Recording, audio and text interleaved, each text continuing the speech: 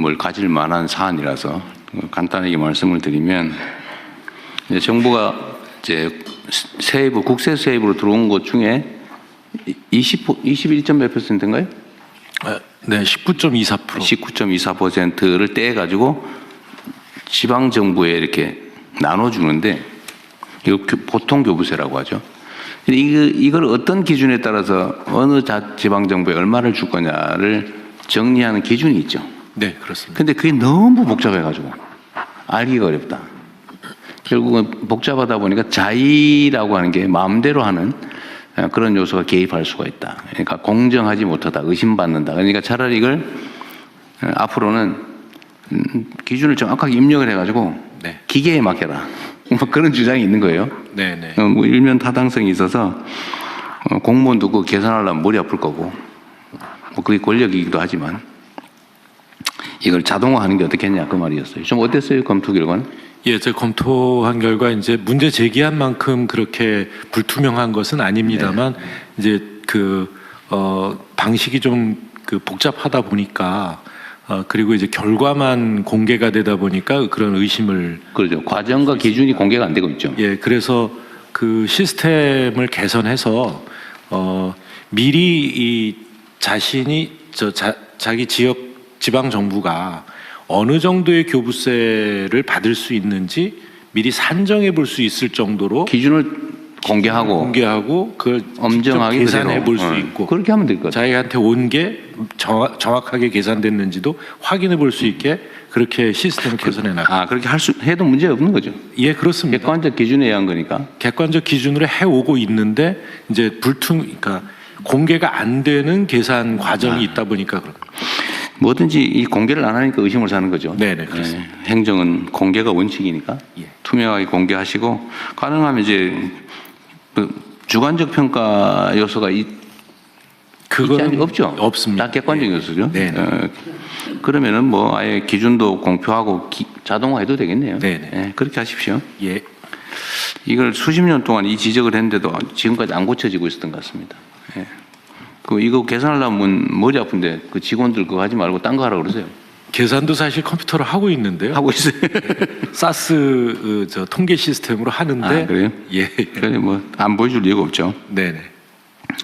그 다음에 그 법무부에 이거 보셨는지 혹시 모르겠는데, 지금 광역형 비자라고 하는 거를 지방 광역 정부에 주고 있죠. 지금 시범 사업을 시작. 시범 사업으로 뭐 하고 있는 것 같더라고요. 울산이 하고 있는 것 같아요. 예, 그렇습니다. 제가 저번에 울산 타운홀 미팅 갔더니, 그런데 제가 그때 들은 얘기로는 울산의 조선업 분야의 노동자를 구하기 어려워서, 뭐 조선이 세계적 화랑이고 우리나라가 뭐 세계 1위의 뭐 엄청난 나라라고 하는데, 조선 노동자를 못 구해가지고 심지어 정부도 아니고 지방 광역 정부에게 비자 발급권을 줘가지고, 네네. 그래서 외국 노동자를 데려오게 해놨다. 그래서 결국은 울산 시장께서 그때 나오셨던데, 그때 했는데 4,300명인가 뭐 4,000 몇백 명을 이제 들어왔다고 했고. 예, 전체 인원이고요. 이제 들어온 게는 제가 알기로는 7,800명 정도 들어온 게 정확한 수준인지 기억이 안 나네요. 어쨌든 그때 들은 얘기야. 4,400명이라고 그러고 임금은 220만 원을 주고 있다고. 그래서 제가 그 얘기를 듣고 사실은 세부 내용을 몰랐는데, 그게 외국인 노동자 220만 원 주고 채용을 해가지고 일을 하면 국내 노동자 일자리는 어떻게 되며? 네네. 우리 입장에서 보면 그 최저임금을 주고 있는 것 같은데. 네네. 그게 앞으로 조선산업 발전에 도움이 되냐? 그 사람들이 계속 숙련공으로 성장해서 중간 기술자로 그 성장을 해야 그 생태계가 유지될 거 아니에요? 네네. 근데 이 사람들 해가지고 뭐 한 1년 일하다 가버리고 또 220만 원 주고 쓰다 가버리고, 이게 문제가 있는 것 같다라는 생각이 내가 펴드렸는데, 나중에 보니까 요 비자로 들어온 게 4,000명이 아니고 허용 인원이 400 몇십 명이었고, 그러니까 팁을 그것만 준 거예요. 근데 그 중에 88명인가가 네, 이제 됐다고 그러더라고요. 그런데 제가 드리고 싶은 말씀은 이게 과연 바람직하냐 이게. 고용 문제나 이런 거는 국가적 과제인데 예. 특정 지역에 그 비자 발급권을 줘가지고 그 지역에 필요한 노동자들 데려다 써라 이래버리면 국가적 통제 관리가 되겠냐 그 의심이 갑자기 들었어요. 네네. 예. 지금 당장 판단하기 어려우실 수 있는데 요거를 계속 유지할지 시범 사업이니까. 예, 시범 사업입니다. 평가도 얼른 해보고 과연 이게 정말 유지를 할 필요가 있는지 좀 점검해서 다음에 보고를 한번 해주세요. 예, 그렇겠습니다. 여기에 임금 문제하고 지금 들어오는 게 전체 조선 노동자의 과거 20%였는데 지금 30%까지 안에서 지금 외국인 노동자를 채용하고 있거든요. 그래서 조선 산업 분야의 노동자를 30%나 외국인 노동자로 쓰고 있다고. 예, 현재 그렇게 되어 있습니다. 이걸 좀 20% 좀 낮추는 문제하고 임금이 최초에는 그 GNI의 80% 정도면 대개 한 3,500만 원 정도 내외였는데 줄여갖고 지금 최저임금으로 하다 보니까 지금 대통령님 말씀하신 것처럼 떨어졌고요. 그래서 요거에 최저임금이 아니라 지역별 그 생활임금 정도 수준은 돼야 되지 않겠냐라는 논의도 있는데 어쨌든 이게 국내 노동자들의 임금을 낮추는 그런 문제들도 있고요.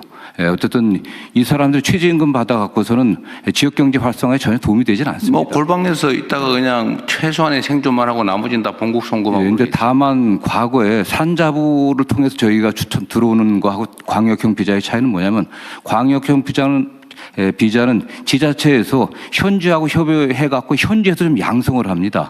통합교육, 한국어 교육도 좀 시켜갖고 보내오는 거거든요. 네, 어쨌든 이건 면밀히 좀 검토를 해보겠습니다. 이게 우리 산업부 장관님 어디 계세요?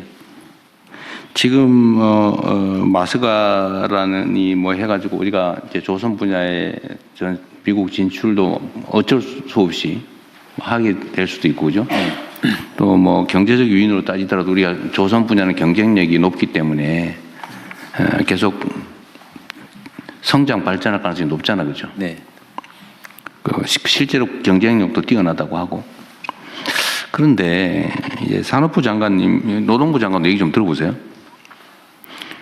이게 우리가 이제 국가 정책으로 특정 산업 분야에 예를 들면 재정도 투자하고 외교력도 집중하고 뭐 어쨌든 막 국가 역량을 총동원해 가지고 키우잖아요. 그 중에 하나가 이제 조선 산업이란 말이에요. 조선 뭐 원자력도 그렇고 뭐 방위 산업도 그렇고 뭐 반도체든 뭐 첨단 기술 AI 다 그렇잖아요. 근데 어쨌든 거기에 뭐 국민들 세금을 투자하거나 어쨌든 국가 영향을 투자해 가지고 이제 성장을 시키는데 그 성장에 따른 결과물을 제가 선거 때도 이런 얘기를 자주 드렸습니다. 우리가 새로운 성장 영역을 발굴해내되 그 새로운 영역에서는 최소한 기회도 공평하게 성과물도 공평하게 좀 가지게 해서 이 양극화를 줄여나가겠다. 그래서 성장 발전과 양극화 완화, 그러니까 공평한 기회라고 하는 것은 사실은 동전의 양면처럼 결합되어 있어야 되거든요. 근데 지금 조선 분야는 하나의 예인데 이런 식으로 이거 외국인 노동자 데려다가 막 최저임금으로 이렇게 국내 일자리 대체하고 그러면 지역 경제도 나빠진다고 막 항의하고 그래서 이 경쟁력을 가져가지고 그러면 이게 우리가 성장의 과실은 상층의 일부가 독식하고 나머지 밑에는 더 어려워지고 이렇게 되잖아요. 이러면 절대 안 되거든요. 예, 맞습니다.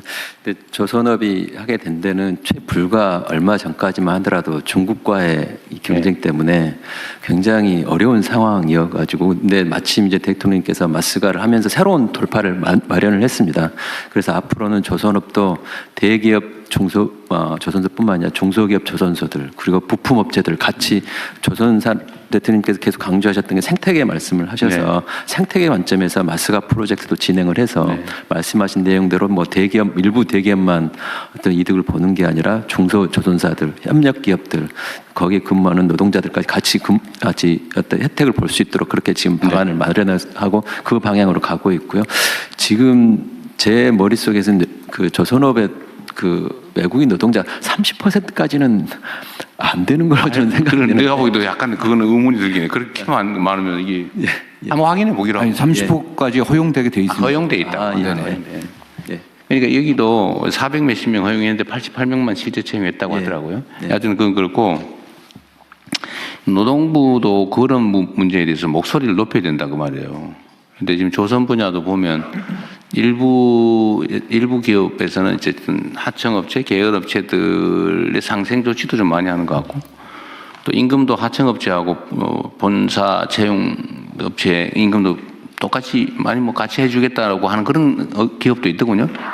예, 그래서 대통령님 1월 23일인가요? 울산 다녀가시고 난 뒤에 후속 조치로 저희들이 어제 울산에서 조선업 르네상스 함께 만드는 좋은 일자리라는 주제로 타운홀 미팅을 했습니다. 거기서 나왔던 이야기가 한때 사양산업으로 불렸던 조선산업이 이제 K조선이라고 세계를 이제 호령하고 있는데 새 정부 들어서 가지고 선박 수주가 지금 앞으로 10년간 특히 아까 중국과의 경쟁에서는 이미 벌크선이나 컨테이너선은 중국에서 가져가고 저희들은 LNG라든지 방산 이쪽으로 완전히 특화돼 가지고 앞으로 10년간은 뭐 호황이 올 것이라고 하는데 제가 드렸던 말씀은 도크에 배가 쌓인다고 또 수주가 10년간 됐다고 해서 그게 르네상스냐. 결국 정부가 앞장서서 이 새로운 시장을 개척했다면 그 효과는 지역으로 또 좋은 일자리로 환류되어야만 그것이야말로 진짜 호황이라고 이야기할 수 있을 것인데 네. 지금 벌어지는 일들은 수주는 많이 되었는데 결국 AI와 외국인 노동자에게만 의존해가지고는 조선산업의 미래가 없다. 이런 것으로 어제 많은 토론을 했습니다. 그래서 결과적으로 거기서 제일 많이 나왔던 이야기가 결국 청년들이 선호하는 매력적인 일자리로 조선업을 발전시켜야 되는데 그러려면은 원화청 간의 격차를 없애야 되고 또 외국인 노동자 같은 경우도 꼭 필요한 분야가 있습니다. 근데 지금 대통령께서 지적하셨던 내용은 원청까지 지금 외국인 노동자를 고용한다. 이거는 진짜 안 된다라는 이야기라서 앞으로 법무부하고도 잘 협의해가지고 E7, E9 이렇게 구분되어 있는데 E9은 노동부가 주관하고 있고 E7은 법무부가 주관하고 있는데 외국인 노동력에 대해서는 좀 통합적으로 관리할 수 있는 방안 고민하겠습니다. 어쨌든 다른 부처들도 다 마찬가지인데 우리 사회의 가장 심각한 문제는 양극화잖아요. 이 우리가 가진 자원이라고 하는 게 한정적인데 이거를 한쪽에서는 감당하지 못할 만큼 많이 가져가 썩고 있고 한쪽에는 없어서 기회를 아예 누리지도 못하고 방치되고 이러면 그 사회가 가진 자원 기회가 효율적으로 제대로 다 못 쓰여지니까 당연히 저성장할 수밖에 없잖아요. 그럼 이 공평하게 기회를 나눠 갖는 게 우리가 뭐 사회주의 하자는 건 아니지만 상식적으로 제도적으로 가능한 범위 내에서는 그렇게 만들어야 되잖아요. 그래서 기업이 발전하고 산업이 발전하면 거기에 종사하는 사람들도 동시에 또 중소기업도 동시에 혜택도 누리고 기회를 누려야 이게 활발하게 생태계가 만들어지잖아요. 그리고 지금은 전 세계적인 경향인데 이 수평적인 생태계가 아닌 수직적인 조직 구조로는 경쟁이 안 됩니다. 잠깐은 효율적일지 몰라도 길게 보면 창의성 부족으로 자발성과 창의성이 부족해서 경쟁에서 이길 수가 없어요. 지금 증명되고 있잖아요. 그래서 조선 분야뿐만 아니라 뭐 다른 분야도 다 마찬가지죠. 근데 특히 조선 분야가 이게 사이클이 호황 불황이 워낙 크다 보니까 이 고용 안정성 문제도 관련이 있어요. 예. 그러니까 이게 한번 고용을 하면 그냥 불안기에도 그냥 끌어안고 있어야 된다고 하니까 아예 안 쓰려고 그러고 다 비정규직하고 하청 주고 하청 업체도 이 불황 때문에 어떡하냐 그래 또 하청 주고 그래가지고 무슨 물량팀인가 뭐 이런 거 있죠. 물량팀. 그러니까 제약, 이 불법 있을 때만 제약으로. 도급하는 이게 비정상 구조가 만들어져 있는데 이 노동자들 입장에서도 고용 안정성도 중요한데 전체적인 일자리의 질을 높이려면 사실은 고용 유연성에 대한 일종의 뭐 양보라면 좀 그렇고 거기에 대해서도 좀 뭔가 대안을 만들어내야 됩니다. 이게 지키겠다고 버티지만 사실은 점점 줄어들고 그러니까 아예 신규 고용은 다 그냥 하청 주거나 비정규로 하거나 이래버리잖아요. 그러니까 이것도 언젠가는 사회적 대화를 통해서 대타협을 하든지 해야 되는데 지금 당장은 어렵긴 하지만 그래도 방향은 그렇게 잡고 가야 된다. 네, 그래서 네. 저희들이 어제 결론 아닌 결론으로는 조선업 르네상스를 정말로 실현하기 위해서는 노사정 또 지역 상공인 포함해가지고 사회적 대화를 통해서 정말로 어떻게 우리 조선 산업을 이렇게낼 것인가. 대통령 말씀처럼 기업의 산업부 장관 말씀처럼 기업의 어려움은 지금은 호황이라고 하지만은 또 언제 이 수주 산업이기 때문에 또 급락할지 모른다는 두려움이 있는데 그래서 제가 그렇게 말씀드렸습니다. 우리 부산, 울산, 동구 등 거제든 우리 중공업, 우리 조선사라고 말할 수 있도록 평상시에 호황일 때 우리가 지역 경제에 기여했고 좋은 일자리를 만들었다고 하면 불황이 오더라도 아마 노동자들도 상인들도 우리 조선소 살리자고 나설 것이다. 자기 회사 망하게 하는 노조는 없기 때문에 그런 차원에서 거버넌스 형성이 중요하고 문제 제일 중요한 건 신뢰 구축이 중요한 것 같습니다. 그래서 이번에 물 들어올 때 노저라고 좋은 기회가 왔을 때 서로의 입장을 이해하면서 조선 산업을 우리 대한민국의 새로운 신성장 동력으로 만들기 위해서 노사가 한 발씩 양보하고 또 정부도 적극 지원할 것을 또 어제 말씀드렸습니다. 어쨌든 얘기가 많이 옆으로 새긴 했는데 하여튼 우리 사회의 중요한 해결해야 될 과제 중에 하나가 지키자고 하는 게 결국은 더 많이 잃는 결과가 오는 경우가 많아요. 대통령님, 조금 전에 사이클 관련 고용 안전성 말씀해 주셨는데요.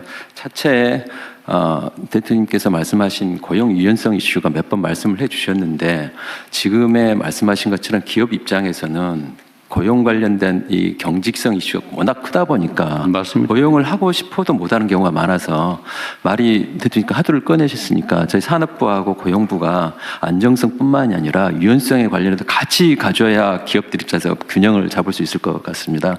한쪽만 가기보다는 그렇게 한번 같이 들어보도록 하겠습니다. 그러니까 나도 얘기한 김에 한 번 더 하면 이게 사회적 대화위원회가 해야 될 제일 중요한 일인데 입장이 딱 그렇더라고요 보니까. 노동자들 입장에서는